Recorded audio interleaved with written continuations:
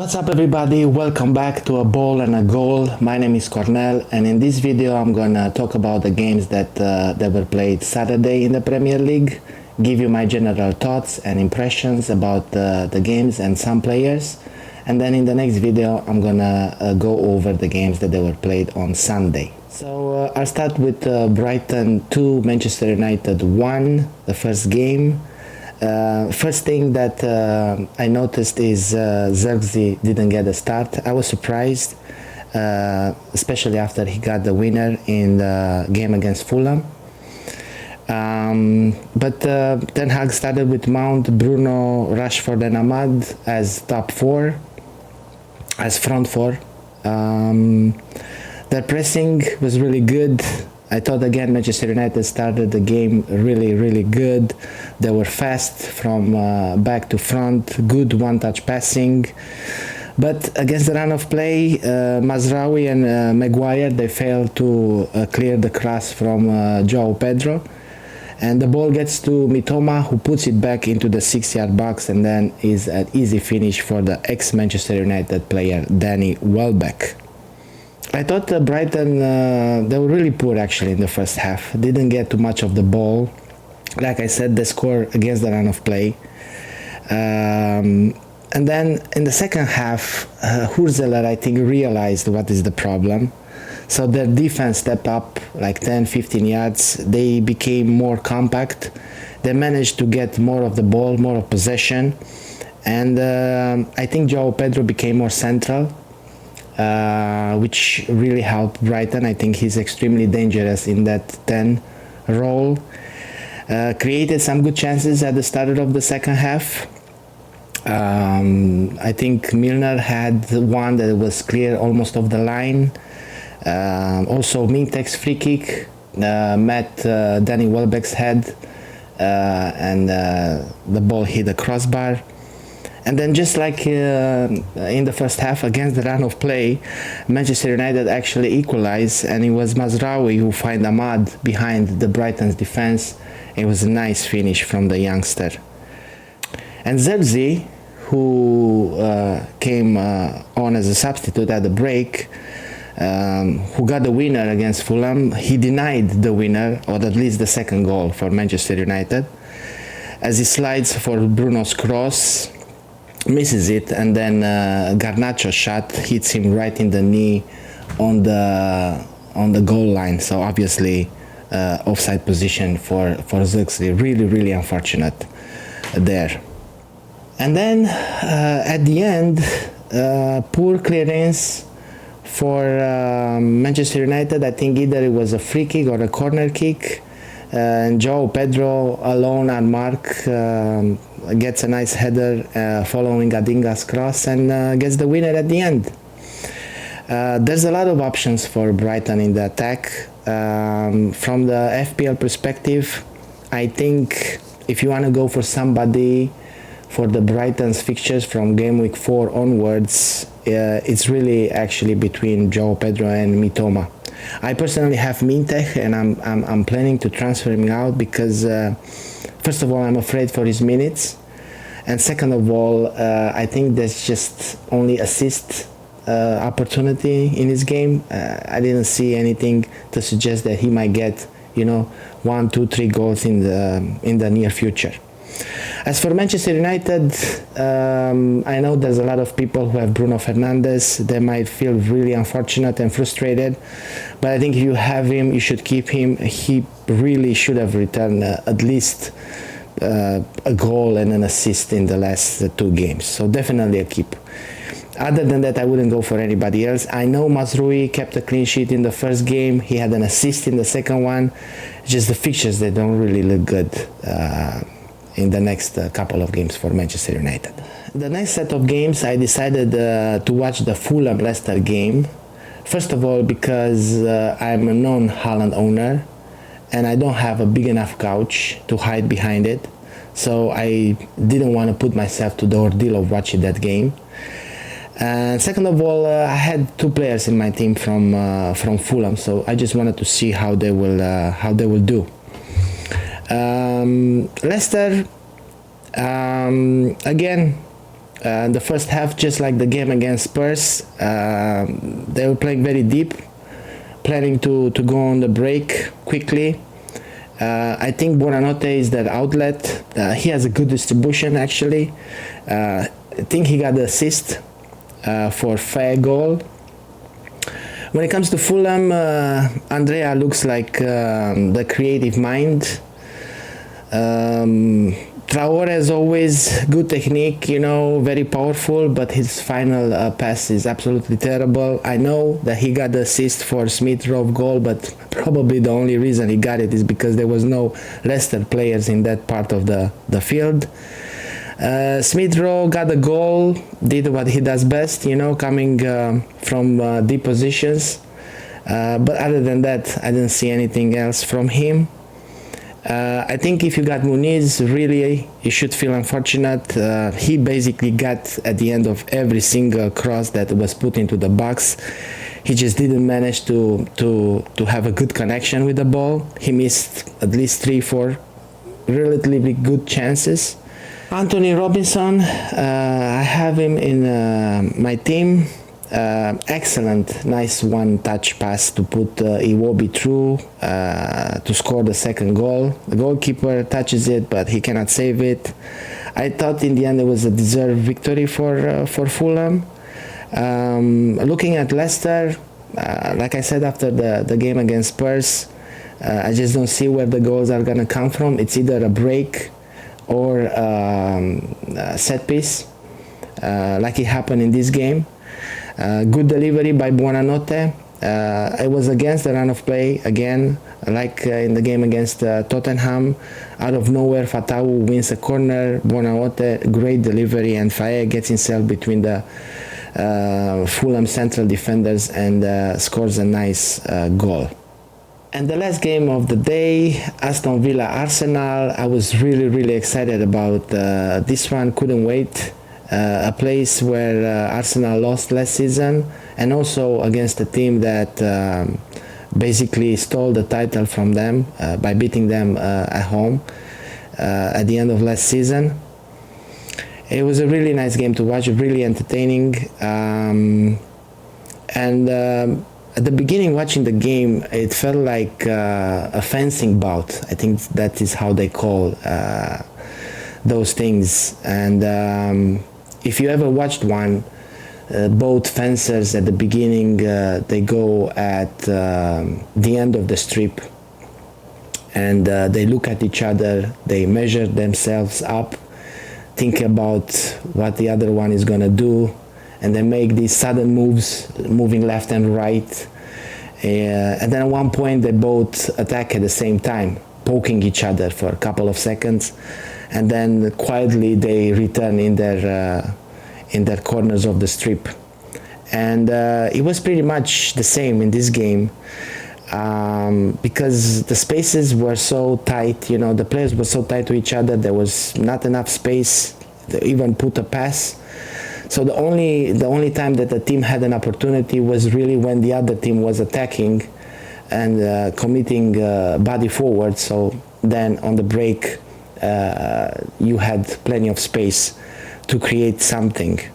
When it comes to Aston Villa, and I've been watching football for a long time, but I have to say this Rodgers guy is absolutely amazing. He's so powerful in his stride. The only players that I can think of that I've seen with this kind of attribute is Zizou. Now, I'm not going to say he's going to become the next Zinedine Zidane, but he is really a good player. And if you have him in your team and you are concerned about his minutes while Aston Villa will start their Champions League campaign, I think you shouldn't be, because he played again the full 90.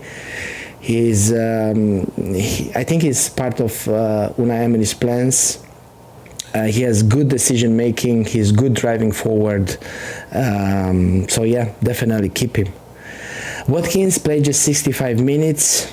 He should have scored. I said in the video after the first game week that Raya made the save of the season when he saved Strand Larsen header in the game against Wolves, but he made a better one actually in this game when Onana deflected shot hit the crossbar, came back, Watkins with a header, and then he made an unbelievable save. And I think it was still 0-0 at that point, if I'm not mistaken. But it was a deserved victory in the end for Arsenal. It was a close game, but these close games are decided by small details. And I think Odegaard especially and Saka, they were the ones that really found the answer to break that Villa defense. And it was Odegaard who always find himself in these spaces in front of the Villa defense, but behind that midfield.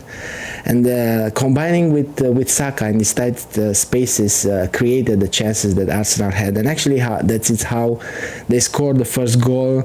It's Odegaard who finds him. He gets in behind, puts the ball back into the penalty box.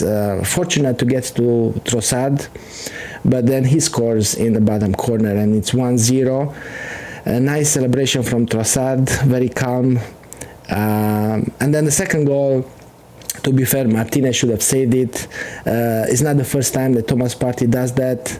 Shot from outside the box. He didn't see it, or maybe he saw it too late. But definitely one that a goalkeeper who plays for Argentina should have saved it. So when it comes to the FPL assets, I think Watkins, if you have him, you should keep him at least for one more game, see how he's doing against Leicester. He definitely didn't look himself in the first two games. I think Rodgers is a good keep. Like I said, I haven't seen anybody with such a powerful stride, except maybe a few people. And from Arsenal, definitely somebody from the defense, Gabriel, Saliba, hopefully Calafiori maybe will start the games, although I think Justin Timber did a pretty good job at the left back. Saka, obviously a good pick. I think Havertz had a quiet game, but you know, it was a hard game for them, but big 3 points for Arsenal, and if you are an Arsenal fan, you should feel extremely happy. Liverpool 2, Brentford 0, deserved win for the Reds. I'll say pretty comfortable too. Now there's a lot of people who are saying that there's not enough energy, that the crowd is too quiet, and of course there's some different things from Klopp's days. Double pivot and a lot of overlapping. Those two seems to be the signature moves of the new coach. But there's a lot of similarities as well. I mean, if you look at the goals that they have scored, the first one, it's a break from a corner kick, which I think they did against Brentford last season as well. So I've seen these things under Klopp. And the second one is a turnover in the attacking third, and Diaz gets the ball to Salah to put him one-on-one with the keeper. Again, things that happen a lot under Klopp as well. But I think the most important thing is, and sometimes it gets overlooked, is that the coach's demeanor translates into how his team, his players are performing on the field. Now, I don't know him personally, but Arne Slot looks like a calm guy, and usually calm guys are confident enough to try new things. They are not afraid of changing things, and he proved that in the first game at Ipswich Town when he turned things around at the halftime. And even the fact that he went and sat down next to Alexander-Arnold and explained him why he got substituted early, because he saw that he's upset, shows that he's selfless. And you can feel and you can see there's a sense of togetherness, there's a sense of unity and harmony in this Liverpool team. So if you are a Liverpool supporter, I think you should just be relaxed, because you are in good hands, definitely. Now, I'm not saying that the bad days are not going to come, defeats will come, but like I said, he looks like a guy who can easily handle that kind of things. In terms of Fantasy Premier League, I think Salah and Trent are definitely good options. Jota for the moment as well. I am an owner of Diogo Jota, just a little bit concerned about his minutes, not necessarily right away, but definitely after the international break when the Champions League will start. Going to the other games that they were playing at 10 o'clock, the same time like the Leicester-Fulham game, or should I say the Fulham-Leicester game. Manchester City, Ipswich Town. It was painful to watch. I saw the highlights as a non-Haaland owner, like I said.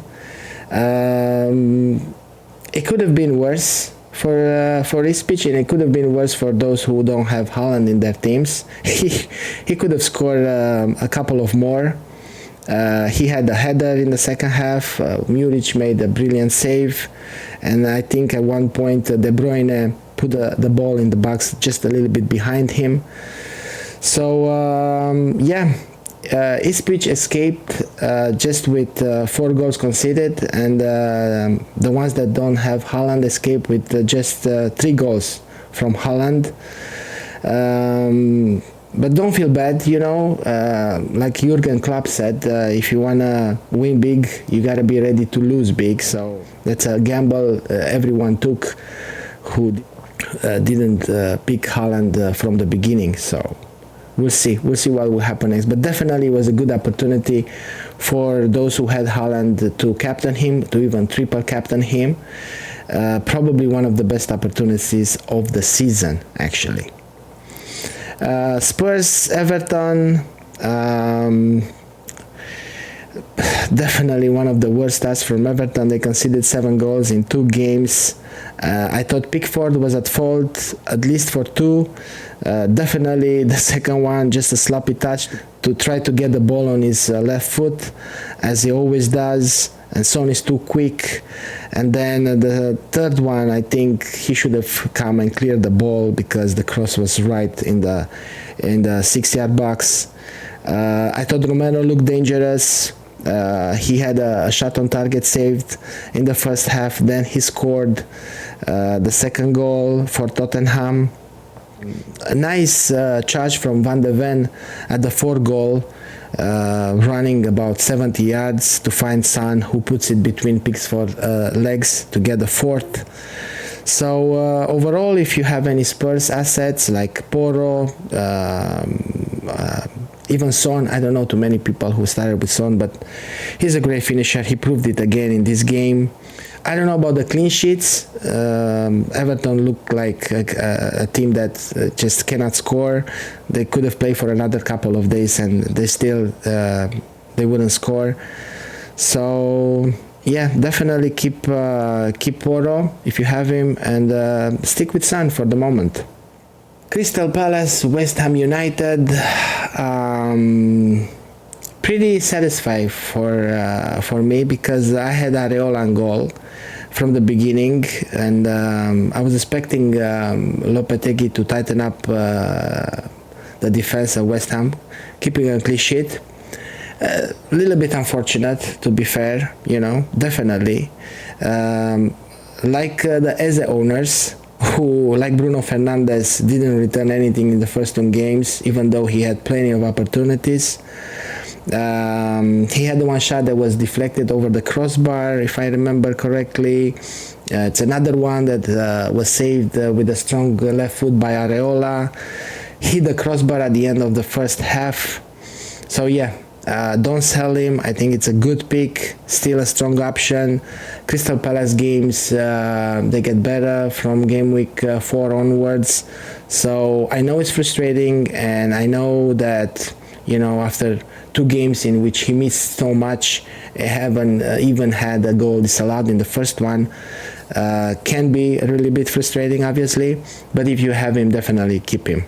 Then in the second half, Souček, who missed a lot of chances in the first game, pops out at the right time, the right place, like he always does. A little bit unfortunate to get the ball, but definitely a good finish. One thing to notice, the first goal that West Ham scored, Van Bissaka is the one who started the move, and probably it's one of the reasons he got a move over there. And again, a central defender started a move for the second goal. It was Kilman who recovered the ball around his penalty area and drive forward.